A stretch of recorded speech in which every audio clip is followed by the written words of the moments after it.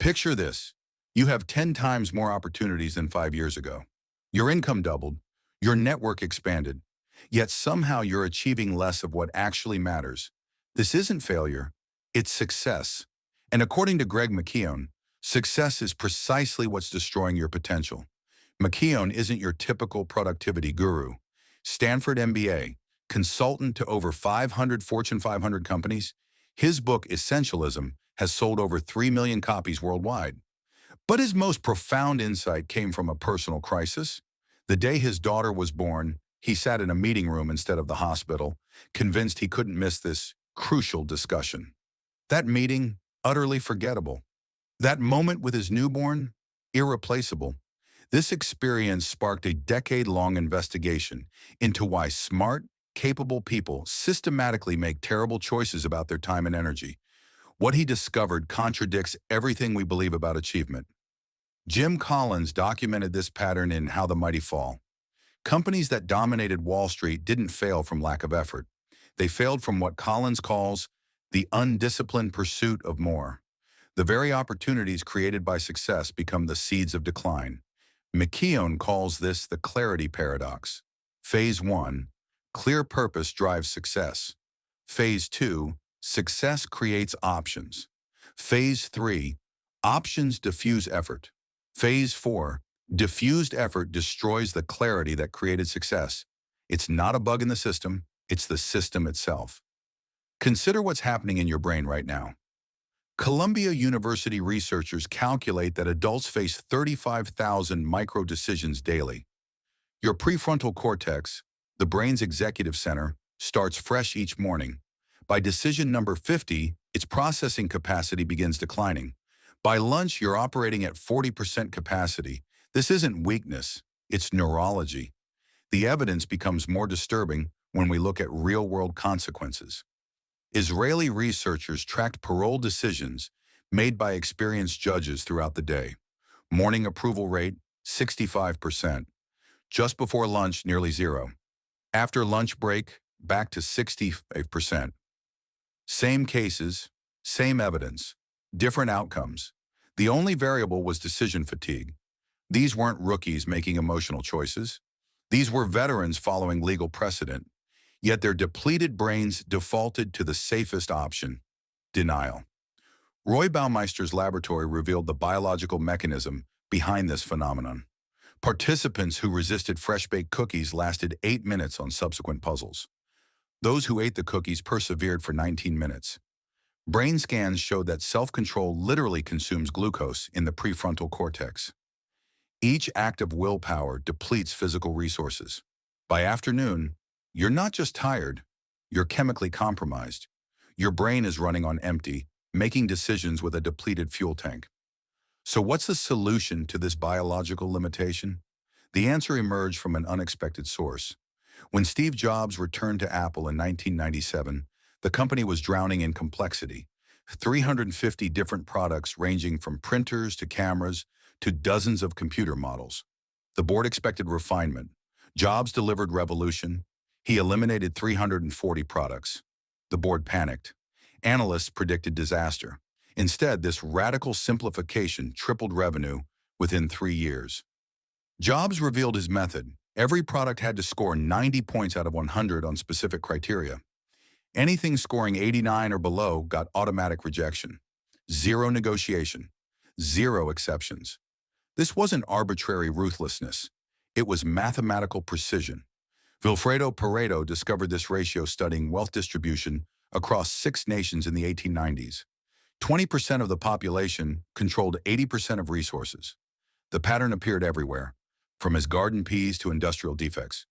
Joseph Juran later transformed this observation into a management principle: the vital few versus the trivial many. Warren Buffett built the world's most successful investment portfolio on this foundation. Berkshire Hathaway owns pieces of 49 companies, yet just 10 generate 90% of profits. When MBA students ask his secret, Buffett presents a thought experiment. Imagine a punch card with 20 slots representing all the investments you can make in your lifetime. Every choice must count. This constraint, Buffett argues, forces excellence through selection, not accumulation. But here's where human psychology sabotages mathematical logic. Daniel Kahneman's Nobel Prize-winning research exposed our greatest enemy, ourselves. The endowment effect warps our judgment the moment we own something. Kahneman's students demanded $5.25 for coffee mugs they'd own for mere minutes, while buyers offered only $2.25. Same mug, different perception based solely on ownership. This isn't greed, it's neurological programming that makes us overvalue everything we possess, from objects to commitments to failing strategies. LinkedIn discovered an elegant hack around this bias through their reverse pilot program. Instead of adding features, they temporarily remove existing ones. If nobody complains after 2 weeks, the feature dies permanently. One team eliminated a weekly 3-hour meeting everyone deemed essential. 6 months later, nobody remembered its purpose. The meeting had consumed 156 hours annually for 4 years, over 600 hours of collective time, for absolutely nothing. This psychological trap extends beyond possessions to identity itself. An executive spent 5 years developing a product nobody wanted. When asked why he continued, he said, "I couldn't waste those 5 years." So he wasted 3 more. The sunk cost had become his identity. Letting go meant admitting failure, so he chose slow death over quick pivot. These psychological barriers seem insurmountable until you realize they're just software bugs in our mental operating system. And like any bug, they can be patched. McKeown introduces the 10-10-10 rule as a cognitive override. Before any commitment, ask 3 questions. How will I feel about this in 10 minutes? In 10 months? In 10 years? This temporal shift breaks the immediacy bias. A client request that seems urgent today becomes irrelevant from next year's perspective. A family dinner you're tempted to skip for work becomes irreplaceable from a decade's view. Time doesn't just heal, it reveals. Southwest Airlines transformed an entire industry by mastering this principle. While competitors add services, Southwest systematically subtracts. No meals, no assigned seats, no hub system. Every subtraction was strategic. Result, 47 consecutive years of profit in an industry where most airlines hemorrhage money. Their secret isn't efficiency, it's elimination. They don't do more things better. They do fewer things, period. This elimination requires what McKeown calls extreme preparation. Consider the tale of 2 explorers. Roald Amundsen reached the South Pole and returned alive.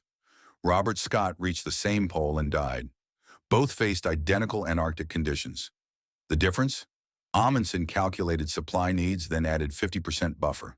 He tested equipment in conditions worse than expected. He built redundancy into every system. Scott relied on optimism and best-case scenarios. Optimism killed him. Kahneman's research confirms this pattern extends beyond polar exploration.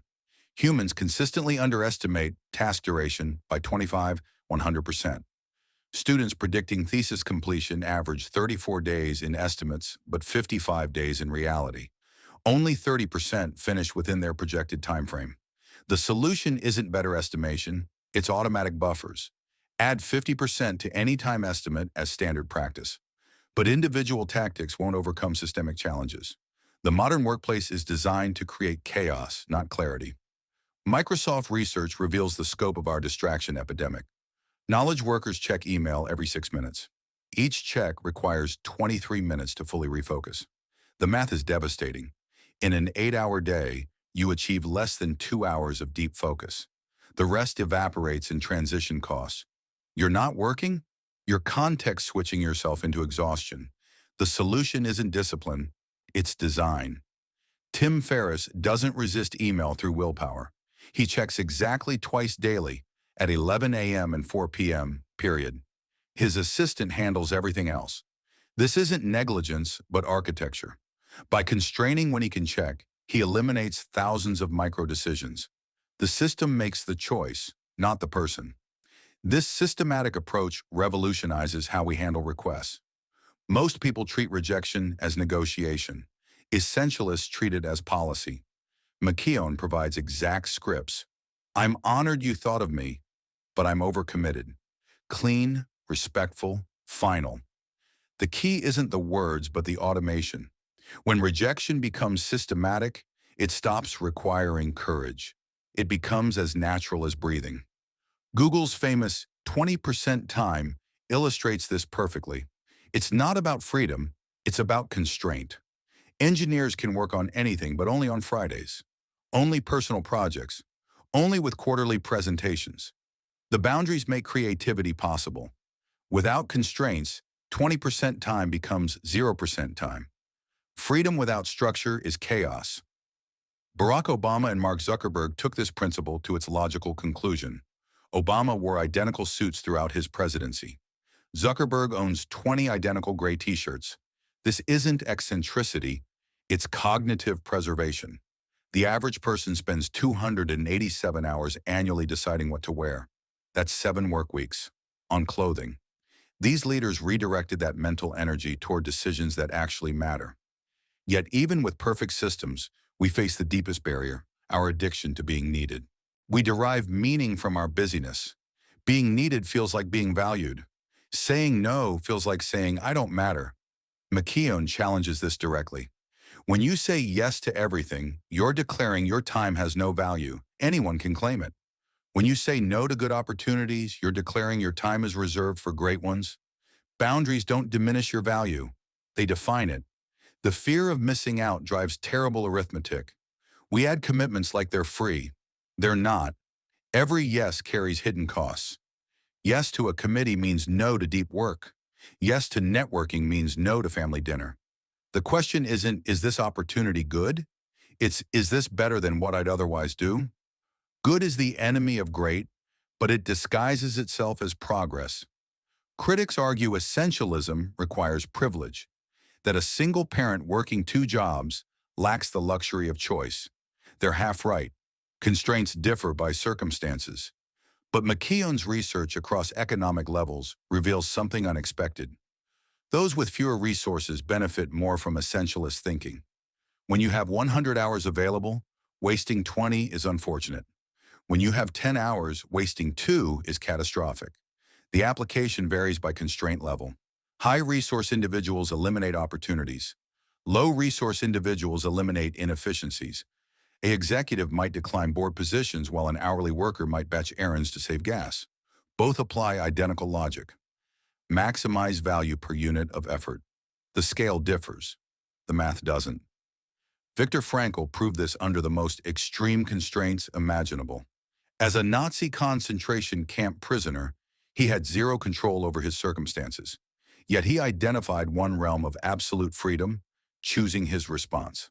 Between stimulus and response, Frankl discovered, lies a space. In that space lies our power to choose. In our choice lies our growth and freedom. Even in hell, choice exists. This internal locus of control becomes more critical as external complexity increases. The question isn't whether constraints exist. They always will. The question is whether you'll optimize within them or surrender to them. Research from Bain & Company quantifies the cost of surrender. The average manager spends 23 hours weekly in meetings. Of those, participants rate 67% as ineffective. That's nearly half a year annually spent in acknowledged waste. Everyone knows it's pointless. Nobody stops it. Why? Because elimination requires courage that addition doesn't. Adding a meeting makes you look engaged. Canceling one makes you look lazy. So meetings metastasize, consuming calendars like cancer. The path out requires what McKeown calls essential intent. Not mission statements filled with buzzwords, but one concrete, measurable decision that makes 1,000 other decisions. Brad Pitt's production company, Plan B, has one. Create films that challenge viewers' assumptions. Every script gets evaluated against this single standard. No debate, no committee, no exceptions. When London Business School asked McKeown to teach, he created one criterion. Will this class change how students live, not just how they work? Every lesson, assignment, and discussion flows from this intent. Students report it's the most practical course they take, despite being the most philosophical. Clarity of intent transforms philosophy into practice. But clarity alone doesn't drive change. You need what Stanford's B.J. Fogg calls tiny habits. Fogg's behavior design lab research shows that motivation is unreliable and willpower depletes. Only automated behaviors persist. The key is starting microscopically. Want to exercise? Start with 1 push-up. Want to meditate? Start with one breath. Want to read more? Start with one page. Consistency matters more than magnitude. A tiny habit performed daily beats a grand gesture performed once. McKeown applies this through minimal, viable progress. Instead of transforming your life overnight, change one default. Delete one app from your phone, decline one recurring meeting, cancel one subscription. These actions seem insignificant. That's precisely the point. Insignificant changes don't trigger resistance. They slip past your psychological defenses like Trojan horses of transformation. The compound effect is mathematical, not motivational. Improving 1% daily yields 3,700% annual improvement, not 365% because the growth is exponential, not linear. James Clear documented this with British cycling. By improving every component 1%, from seat design to sleep quality to tire pressure, they went from decades of mediocrity to dominating Olympic gold medals within 5 years. The aggregation of marginal gains created revolutionary outcomes. This incremental approach bypasses perfectionism, the most insidious form of procrastination.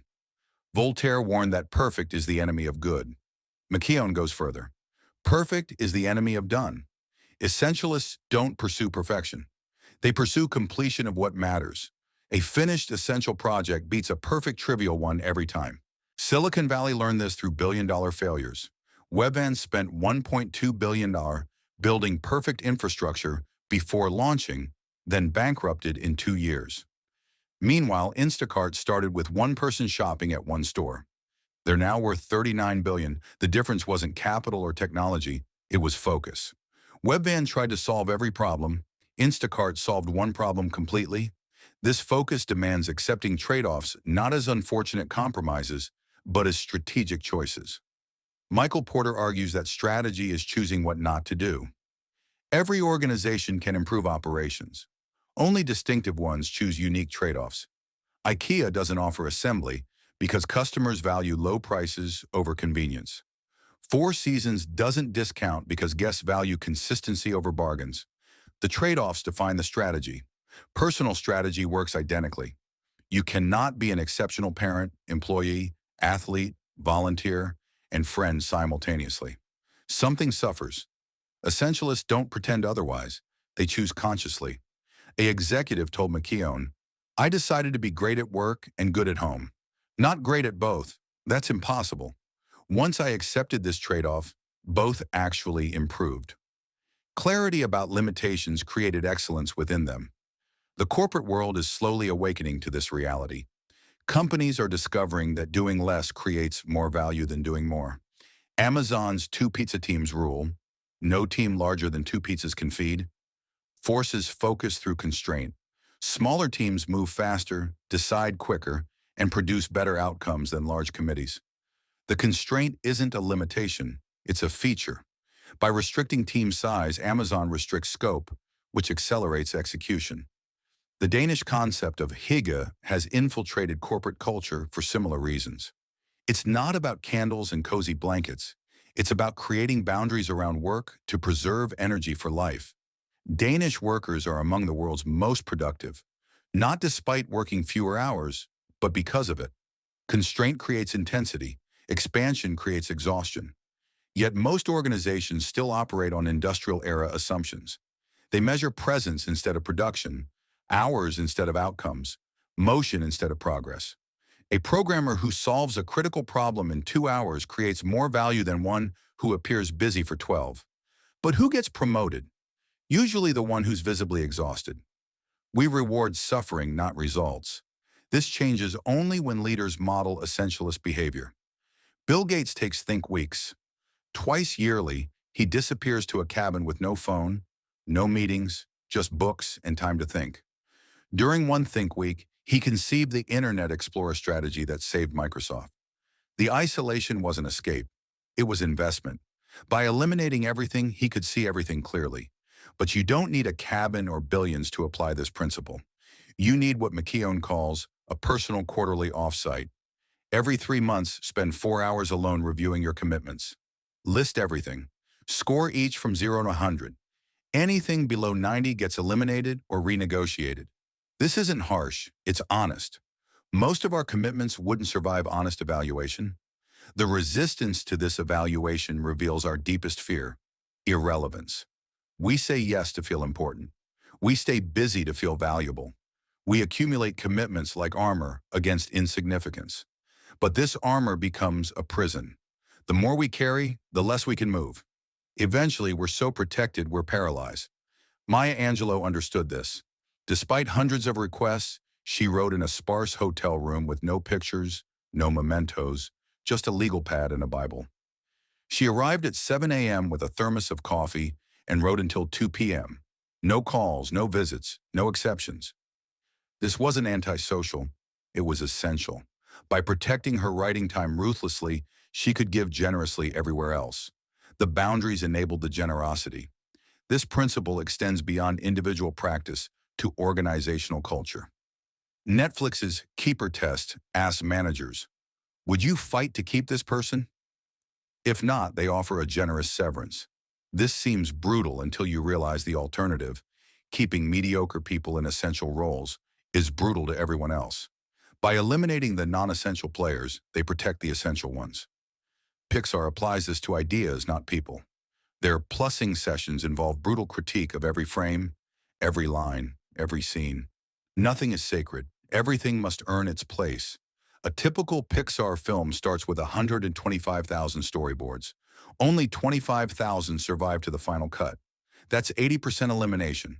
The 20% that remains creates magic. Toy Story, Finding Nemo, Inside Out, each represents thousands of good ideas killed to protect a few great ones. The pattern is consistent across domains. Marie Kondo's tidying method asks one question: does this spark joy? If not, thank it and discard it. Warren Buffett's investment strategy: be fearful when others are greedy, greedy when others are fearful. Gordon Ramsay's kitchen philosophy: perfection is 3 ingredients, not 30. Different fields, same principle. Excellence comes from subtraction, not addition. But knowing and doing remain different universes. The gap between insight and action is where most people live their entire lives. The bridge across this gap isn't motivation, it's environment design. Researchers at Cornell conducted an experiment with soup bowls that secretly refilled as people ate. Participants with self-refilling bowls consumed 73% more soup, but reported feeling equally full. They didn't lack willpower. They were responding to environmental cues. Change the environment. Change the behavior. Apply this to your digital environment. The average smartphone user receives 96 notifications daily. Each notification is a micro-decision. Respond or ignore. The cumulative cost is staggering. Turn off all notifications except calls and calendar. Not some, all. Your phone becomes a tool you use, not a master you serve. Physical environment matters equally. A study of Google's cafeterias found that placing healthier foods at eye level increased their consumption by 30%. No education, no motivation, just placement. Apply this principle everywhere.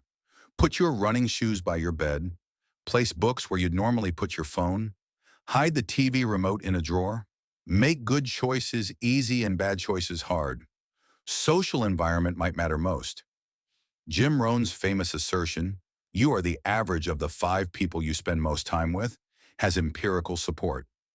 A Harvard study spanning 32 years found that if your friend becomes obese, your own chances of obesity increase by 57%. Not from shared meals, but from shifted norms. Your environment shapes your standards. Choose it consciously. The most powerful environmental design is temporal. McKeown recommends protected time. Non-negotiable blocks for essential work. Not when I find time, but scheduled, recurring, sacred time. Tuesday, 9:11 a.m. Deep work. No meetings, no emails, no exceptions. The calendar becomes your bouncer, protecting you from yourself. This protection extends to energy, not just time. Researchers identify 4 types of energy: physical, emotional, mental, and spiritual. Each depletes independently. A marathon runner might have physical energy but zero emotional energy. A philosopher might have mental energy but depleted spiritual energy. Essentialists manage all 4, recognizing that neglecting anyone undermines all others. Sleep becomes non-negotiable in this framework. Studies show that 19 hours without sleep creates impairment equivalent to legal intoxication. Yet we celebrate executives who boast about 4-hour nights. We wouldn't celebrate drunk driving.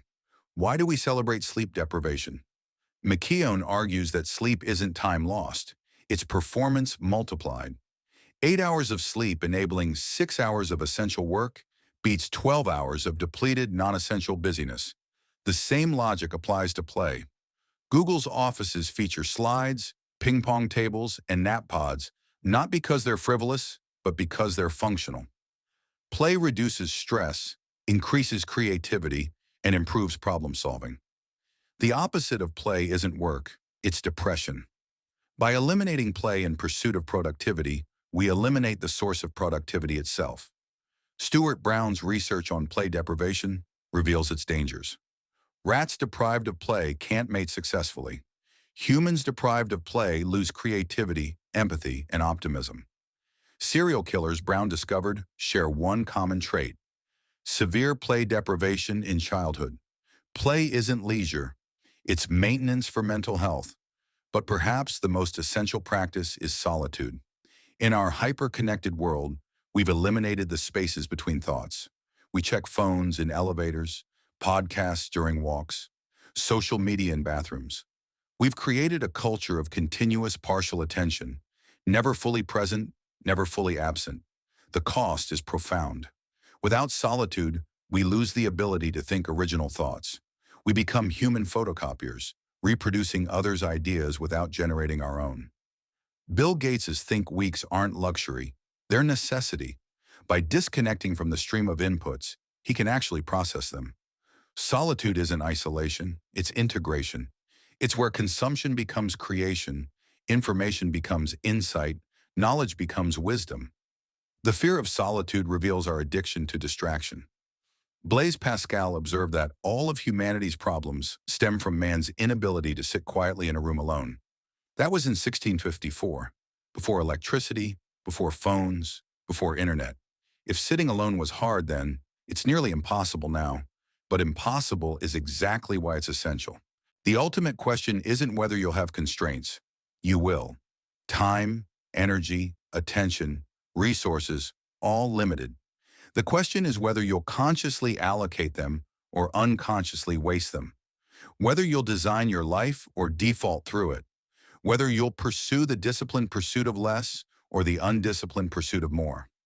Greg McKeown learned this in that hospital room he never reached, missing his daughter's birth for a meeting he can't remember. That mistake became his mission. Every no he delivers, every opportunity he declines, every non-essential activity he eliminates honors that moment. He can't reclaim that day, but he can prevent you from losing yours. The paradox completes itself.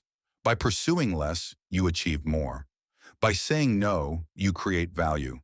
By eliminating options, you expand impact. This isn't philosophy, it's physics. Force equals mass times acceleration. Spread your force across infinite mass. Acceleration approaches zero. Concentrate force on minimal mass. Acceleration approaches maximum. Start now, not tomorrow, not Monday. Now. Open your calendar. Find one commitment that scores below 90. Cancel it. Feel the resistance. Feel the fear. Feel the guilt. Then feel the freedom. That freedom is essentialism. It begins with subtraction, it results in multiplication, and it starts with a single word that changes everything. No.